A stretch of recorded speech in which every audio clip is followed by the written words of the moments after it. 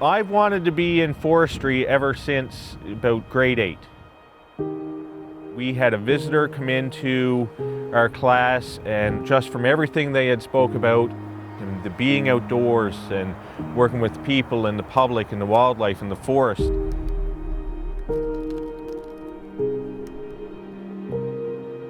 Ever since that day, I made up my decision. I went home and I told Mom that morning, or that afternoon, that I wanted to be a forester when I grew up. The company's been in business since 1882, and that speaks to how the company has really thought about the long term. We continue to talk about what are our forests going to look like in 30 years and 40 years and 100 years. You know, those are the kind of things that we think about. We think about climate change. We think about how are the things we're doing today going to affect our forests down the road.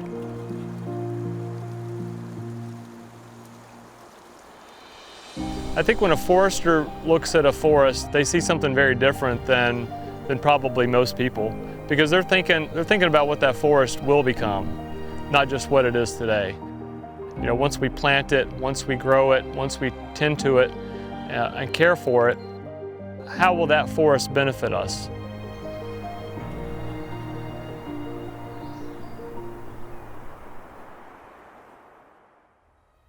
I'm passionate about tree improvement and the orchard because I view my position as the start of sustainability. I'm producing the seeds to grow the seedlings, to put them in the ground, to grow forest, to then take more seeds and do it all over again. That's why I'm passionate about my position, is that I can affect real change and make our forests more productive and more sustainable over the long term.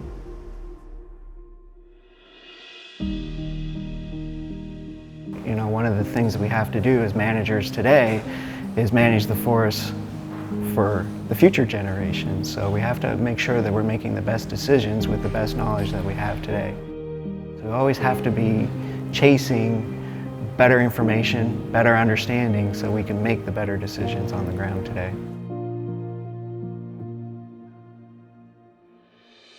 When I first started, we used to use a compass and a string box, and we had company radios, no phones, and now we don't even use paper. Today we would know where to plant the right trees, where to build our roads. You don't have to do everything on the ground. There's a lot of things you can do from the office and make it right before you ever go to the woods. You're only as good as your people. It boils down to that. And I believe truly that I have a great bunch of people that work here. When I think of culture at JDI, I think of small communities. I think of family, safety. There's so many different things. Opportunity is one of the biggest ones I see, and the opportunity today within JDI for your career is you can be what you want to be.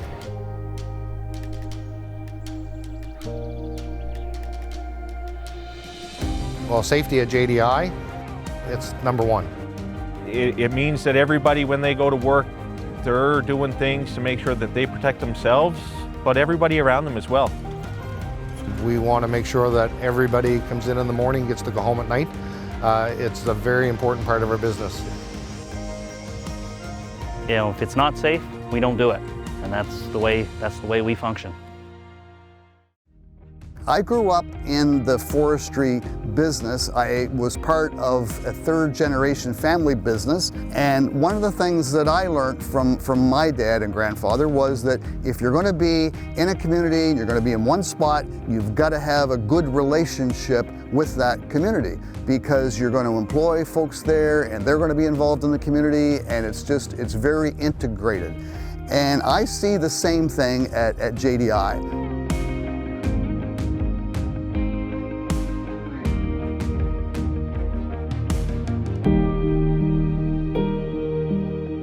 I see the footprint or legacy that J.D. Irving leaving as being one of continued sustainable forestry and continued growth and health of our forests.